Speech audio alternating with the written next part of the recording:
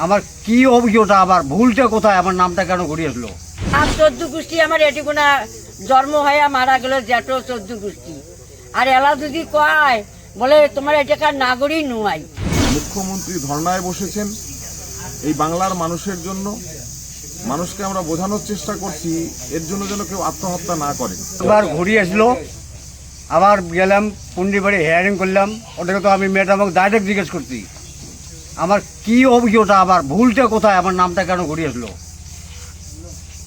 Madam এখন আমার কলম দিয়ে মুখের বিজি থাকে, বলেন আমি কই বলেন আমার ভুলটা কি, কিছুই করলো না। তারপরে আমি বললাম আমার বাবার নাম চাপা চাললে মেয়া মারা গেছে, আমি তখন ছোটো ছেলে, আমার বাবা মারা গেছে।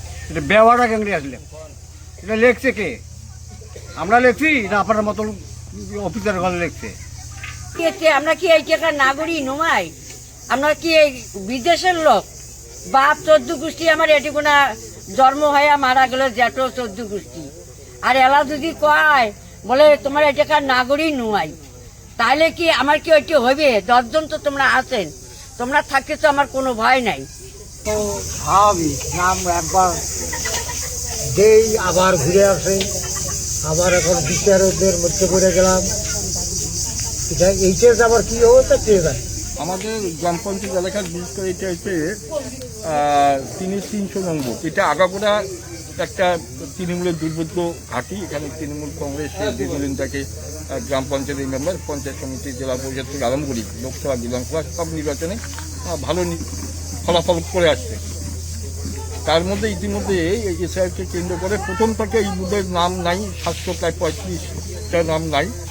সেটাকে অনেক ইস্যু করে সেই আমাদের ব্লক নেতৃত্ব, আঞ্চলিক নেতৃত্বরা, জেলা নেতৃত্বরা বারবার যোগাযোগ করে এটা এসআইআরের তালিকায় যাতে নাম আসে তার ব্যবস্থাটা করছে এবং তার হেয়ারিং সব হচ্ছে। কিন্তু দেখা গেল সে অবধি এই বুথ কেন্দ্রের বিশেষ করে অধিকাংশ ভোটারের প্রায় 235টা নাম আমাদের ওই বিচারাধীনের মধ্যে রয়ে গেল, যদিও ডিলিটের সংখ্যা মাত্র 2 জন।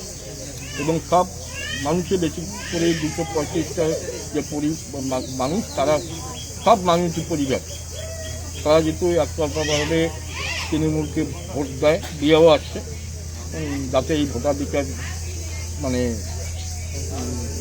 না প্রয়োগ করতে পারে তার জন্য এটা সচেষ্ট নির্বাচন কমিশনার এবং রাজ্যের বিজেপি দল। এবং তার পরিপ্রেক্ষিতে লোকগুলোকে আশ্বস্ত করার জন্য আমরা এখানে চলে আসছি যে লোকগুলো যাতে কোনো খারাপ কিছুর দিকে না ধাবিত হয়। বিশেষ করে এই এসআইআরকে কেন্দ্র করে অনেক জায়গায় অনেক ঘটনা ঘটছে। হ্যাঁ, এই আশঙ্কার থেকে কেউ মারা যাচ্ছে, কেউ বিষপাত করে মারা যাচ্ছে, কেউ গলায় রশি দিয়ে মারা যাচ্ছে, এইরকম ঘটনা ঘটছে অহরহ সারা রাজ্য জুড়ে। আমরা সেই সমস্ত পরিবারগুলোকে আশ্বস্ত করতে আসছে। আমাদের ব্লক সভাপতি আমাদের শুভঙ্কর দে সরকার উনিও আসছেন এবং আমাদের নারায়ণদা আসছে, আঞ্চলিক বাকি নেতৃত্বরা এখানে আছে, বুথ সভাপতি, গ্রাম পঞ্চায়েতের মেম্বার সবাই আছি। আমরা একটা বিনিময় করার জন্য যাতে আমরা যেমন পাশে ছিলাম আছি, আগামী দিনেও থাকবো, এই লড়াই সংগ্রামে থাকবো। আমাদের নেত্রী যেমন মমতা ব্যানার্জি অলরেডি কলকাতায় ধর্ণা মঞ্চ বেঁধে 3 দিন যাবৎ ধর্ণা চালিয়ে যাচ্ছে। অতএব সেই হিসাবে আমরা বরাবর যেমন পাশে ছিলাম আছি, আগামী দিনেও থাকবো। মানুষরা যাতে ভয়ভীতি আশঙ্কার মধ্যে না থাকে এই জন্য তাদেরকে মানুষ সচেতন করার জন্য আমাদের আশা। বিষয়টা হলো আমরা আতঙ্কগ্রস্ত আছি, কারণ কোচবিহার 2 নম্বর ব্লকে এসআইআরে আতঙ্ক হয়ে আত্মহত্যা করলো এখন পর্যন্ত 4 জন। আমরা ব্লক তৃণমূল কংগ্রেসের পক্ষ থেকে যে সমস্ত এলাকায় বিচারাধীন এবং ডিলিটের নামের সংখ্যা বেশি সেই সব এলাকাগুলোতে যাচ্ছি, মানুষের সঙ্গে কথা বলছি। তার মূল কারণ হলো কেউ যেন আত্মহত্যার পথ বেছে না নেয়। মানুষকে আমরা বোঝাচ্ছি, আশ্বস্ত করছি এবং মুখ্যমন্ত্রী ধর্নায় বসেছেন এই বাংলার মানুষের জন্য। মানুষকে আমরা বোঝানোর চেষ্টা করছি এর জন্য যেন কেউ আত্মহত্যা না করে, কারণ আর এসআইআর এর বলি কেউ হোক আমার বিধানসভা কেন্দ্রে, আমরা সেটা চাই না।